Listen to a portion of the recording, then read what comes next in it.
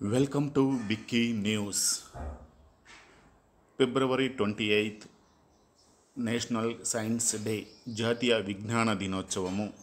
CV Raman ఎఫెక్ట్ను కనుగొన్న సందర్భంగా ఈ దినోత్సవాన్ని సైన్స్ దినోత్సవంగా జరుపుకుంటారు.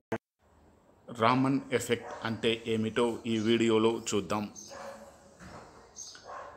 కాంతి పదార్థం గుండా ప్రయాణించి కాంతి అణువులను వేరువేరు దిశల్లో వెదజల్లుతుంది. ఇలా కాంతి పదార్థం గుండా ప్రయాణించిన తరువాత బయటికి వచ్చేటప్పుడు వివిధ సన్నని కాంతి పుంజాలుగా వెదజల్లబడడాన్ని రామన్ ఎఫెక్ట్ అంటారు. దీనిని ఇంగ్లీష్లో లైట్ స్కాటరింగ్ అని, తెలుగులో కాంతి పరిక్షేపణం అని పిలుస్తారు. పదార్థం ద్వారా ప్రయాణించిన కాంతి ఎలా పరిక్షేపణం చెందుతుందో వివరించే ఒక దృగ్విషయమే రామన్ ఎఫెక్ట్.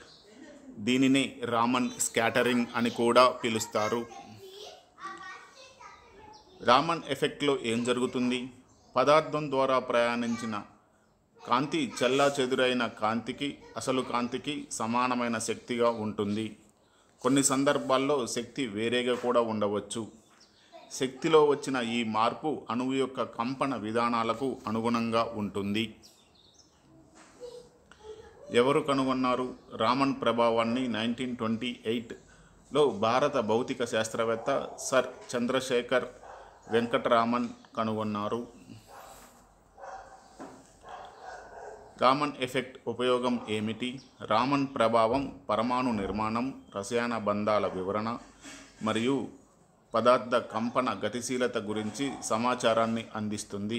ఇది పరిశ్రమలు మరియు పదార్థ శాస్త్రంతో సహా అనేక శాస్త్ర శాఖలలో ఉపయోగించబడుతుంది.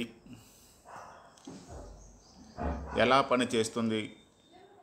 లేజర్ నుండి వచ్చే కాంతి ఒక నమూనాను లేదా పదార్థాన్ని తాకినప్పుడు అది అణువు యొక్క ఎలక్ట్రాన్ మేఘం యొక్క ధ్రువణాన్ని మారుస్తుంది. అణువు అధిక శక్తికి వెళుతుంది, కానీ ఇది తాత్కాలికము. ఈ అధిక శక్తిలో ఉన్న అణువు తిరిగి కాంతిని విడుదల చేస్తుంది. ఆ విడుదలైనప్పుడు కాంతి చెల్లాచెదురుగా మారి అనేక కాంతి పుంజాలుగా బయటికి వెదజల్లబడుతుంది. దీన్నే రామన్ ఎఫెక్ట్ అంటారు. Thank you for watching బిక్కీ news.